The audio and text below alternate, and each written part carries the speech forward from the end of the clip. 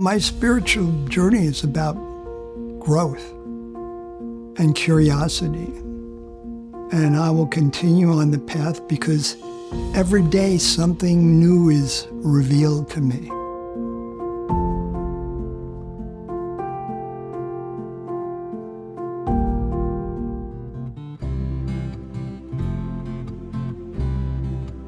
I'm Bruce Leonard. I would describe myself as curious, a problem solver, and a storyteller. I was born in Sleepy Hollow, New York, and it was an hour north of New York City. So my dad commuted on a train every day to Manhattan for 30 years. I grew up eventually upper middle class, but initially we lived in converted army barracks. This is immediately after World War II. Before high school, I'm an Eagle Scout. So scouting was a big part of my youth. And initially, I wanted to go to West Point because my father was a veteran of World War II. He was my hero. And West Point, immediately after World War II and even after the Korean War, was very highly regarded. And it was a big sports school. And then when I was in high school, it suddenly dawned on me that I would be expected to stay in the Army for 20 years. I had no interest in being a soldier for 20 years. So I sort of lost interest.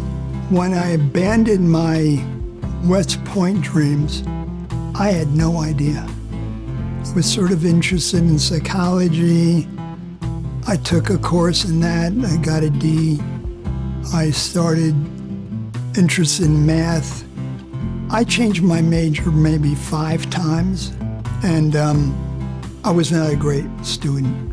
I just didn't have a passion for academics or the way that it was taught, because I eventually had an intellectual awakening after college. Well, I graduated in 1968. So immediately after I graduated, I was facing going to Vietnam. And I wasn't interested in going to Vietnam.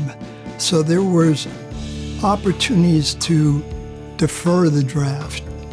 And I joined a program called VISTA, which is Volunteers in Service to America. It's our domestic Peace Corps. And you were assigned to an impoverished community somewhere in the country, Appalachia, inner cities, reservations. I got assigned to Hawaii. So I figured if I'm going to save the world, I might as well get a tan. I wound up living in a low-income housing project for 2 years. And that turned my head inside out. I grew up upper middle class, and suddenly I was living in a project with mostly single mothers, lots of kids that were dropping out.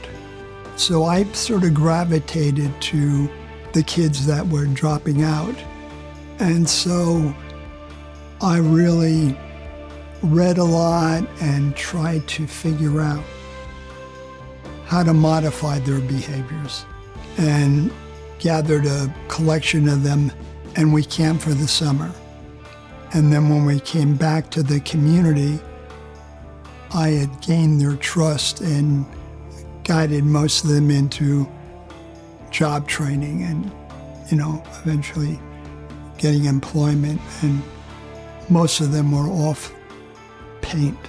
But during that time, I was facing poverty. I was facing the Vietnam War. There was the women's movement, civil rights, the environment. There were all these things that were percolating. And so underneath all that was, history, economics, psychology. So I just read all the time. The best way for me to learn something is to read it and then tell you about it. So that's where I really started to develop my values. And the real significant one was facing Vietnam. Did I want to kill somebody? Or be killed for what? So I started reading religions and sort of concluded that they're pretty much all the same. They all have prophets. The prophets came at different times in different parts of the world, and they had to adopt the culture. But I think they're pretty much the same. The difference is their conception of the hereafter. I really got into Hermann Hesse and Jung and exploring and defining myself as a pacifist and becoming familiar with all the different religions. And my spirituality has evolved. And then after that, I formed the rock group. My involvement with them was purely accidental.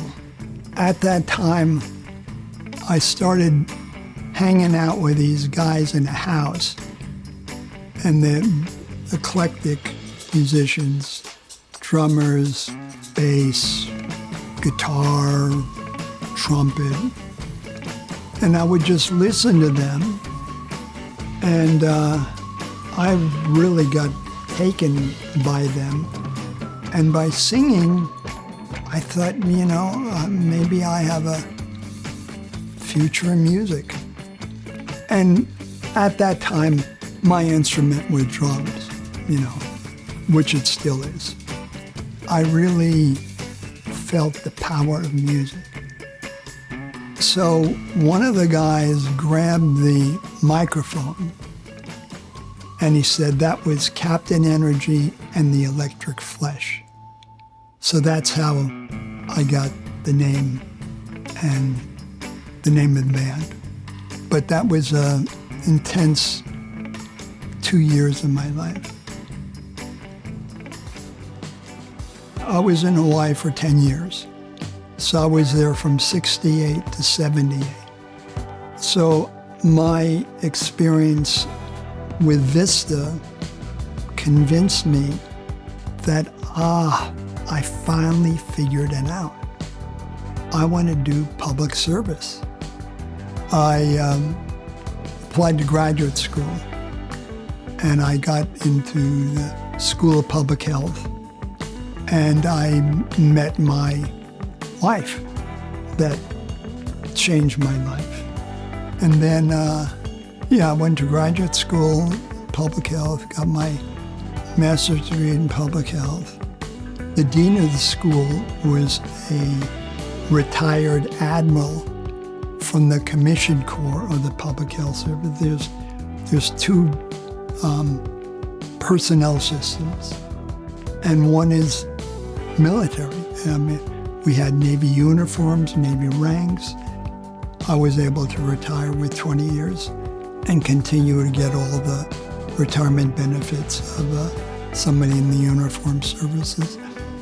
So he said, get into the system, because if you're a commissioned officer, you can move from agency to agency without sacrificing your salary or status. So the only jobs were on Indian reservations. So I applied and wound up working at the Fort Peck Indian Reservation for 4 years with Sioux and Assiniboine tribes, which are Plains Indians. While I was there, my responsibilities were health education for patients, the community, for the staff, for schools. So the big problem on Indian reservations, besides substance abuse, is type 2 diabetes. And Native Americans are more prone to type 2 diabetes because through lifestyle of feast or famine, they learn to store fat more efficiently to survive famine. But then they adopted our lifestyle of eating sugar, fat, and salt and not exercising. So I started exercise programs up there, which were not very successful. I would schedule running events at each of the 4 powwows that they had on the reservation. So those were successful. When I went to Zuni, I approached the medical staff, asked them for the names of maybe 20 newly diagnosed diabetics that they thought would be interested in changing their lifestyles. By this time, aerobic dance blossomed. I mean, Jane Fonda. And for me, that was revolutionary because it really made it enjoyable. And I remember when I was in Montana, I went for training, and there were 100 people in the class, and I was the only male. It was delightful. But then when I went to Zuni, I started the exercise classes there, but with limited success. I wrote all these candidates letters, went to their houses, called them on the phone, told them about the 2 exercise classes that were scheduled at local high school. And nobody came to the first one. Nobody came to the second one. Nobody showed up for either class. 3rd week, I called them. I went to their houses. Yeah, we'll be there. 3rd week, nobody showed. Finally, the 4th week, 1 woman showed. So the 2 of us exercised. Next class, she brought her cousin. Next class, she brought her brother. And it started to snowball. And I was able to schmooze with a Nike distributor, and he donated running shoes. So I put them, I created a competition. If they lost 5 pounds and kept it off for 2 months, they'd get a free pair of shoes. So the class started growing. When people started losing weight, this started to snowball. So we had classes. The tribal government asked us to do classes there. Schools asked to do classes there. The hospital asked us to do classes there. So we had to start training instructors. We were able to write bunch of scientific papers that we got published. And the project just started getting a lot of attention. So with that, I started speaking around the country. And then a U.S. Senator from New Mexico, Jeff Bingaman, found out about this and talked them into lending us all their material. And he created a nonprofit, HealthNet New Mexico, and was able to talk the Indian Health Service, where I had been employed, to lending me to be the executive director of HealthNet. So I did that for 2 years. And we conducted 10-week behavior change campaigns Well, we've just done the first 10-week campaign. Each year is broken into 3 campaigns. The first one's called Eat Right New Mexico and focuses on diet. We've just completed that recently, and I think that was very successful. We got a lot of people interested, a lot of people involved. The next campaign is an exercise effort, encouraging people to walk, and that starts up in May. It's called Get Fit New Mexico. And then this fall we have a 10-week campaign called Tobacco Free New Mexico, which tries to encourage people to quit smoking and cut down on the use of tobacco and chewing tobacco and tobacco of all kinds. I'm not a New Mexico Indian, although I feel like I am since I've been here for over 15 years. We're not too many generations removed from natural food and from running as being an important part of our traditions.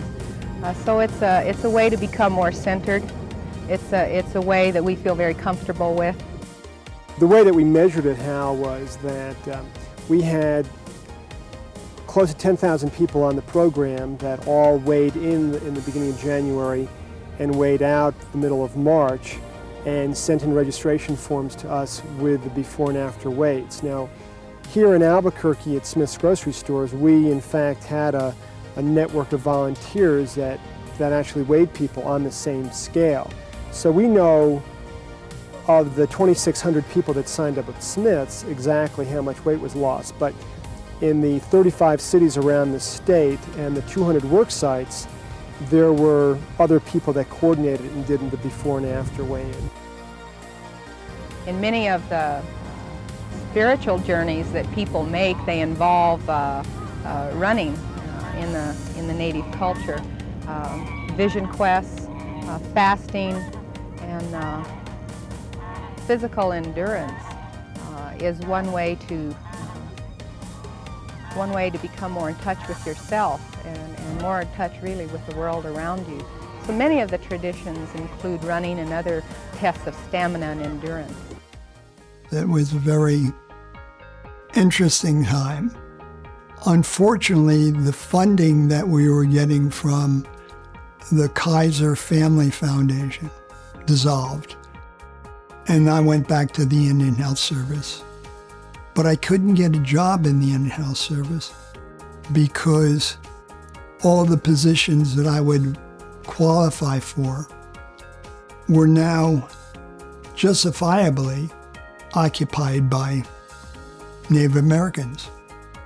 So, sleight of hand, they transferred me to the Centers for Disease Control, and then CDC detailed me back to the Indian Health Service, And then eventually the CDC wanted all the people that were in the field to come to Atlanta. And so I was assigned to the Georgia Health Department, so I was here. And then eventually transferred to the headquarters office in the Office of Nutrition and Physical Activity, and put on a really successful fitness intervention for CDC. I had piloted one with the State Health Department, and the new design that I had was not having people set their own goals. We had branches or units, so we looked at participation rates of your branch, and that changed the culture. The 2 things that we measured were percentage of participation and percentage of goal completion. We had 60% participation and 80% goal completion for 6,000 employees. So that design, I tried to replicate around the country. I was the project officer for all of these fitness organizations, the American College of Sports Medicine, Heart Association, Cancer Society, organization or fitness and business, all of them. And I shared with them the design of this intervention. And they loved it, and we tried to disseminate it. Fortunately, at that point, I had qualified for 20-year retirement. So then I got a job teaching. I was offered a course in criminal justice at Georgia State. I didn't know anything about criminal justice, but I was supposedly showing them research into criminal justice. So I did that for a year, and then found out that there was a position at Perimeter College. And so I got that job. And when Georgia State took over Perimeter, they no longer required people to take the course. So I transferred to Georgia Gwinnett College, and that's where I eventually retired. And the next year I wrote a book, which sort of documents my years as a hippie trying to put together my rock band. So now I'm getting back into music because I want to have a band again. I couldn't find a church that would take me. But then I found they were members of the Gwinnett Interfaith Alliance. And then it started occurring to me that why don't we organize interfaith little festivals where you'd have 3 or 4 different faiths. And they could share music, they could share food, their spiritual leaders can share their belief systems, you can have discussions, you can have lots of icebreakers, and then you can have a number of workshops, on communication, the environment, whatever they want to do.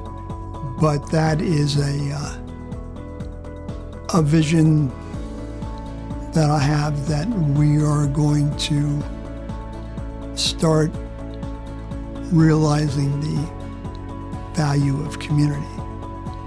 That if peace organizations embrace these goals, we're going to have peace.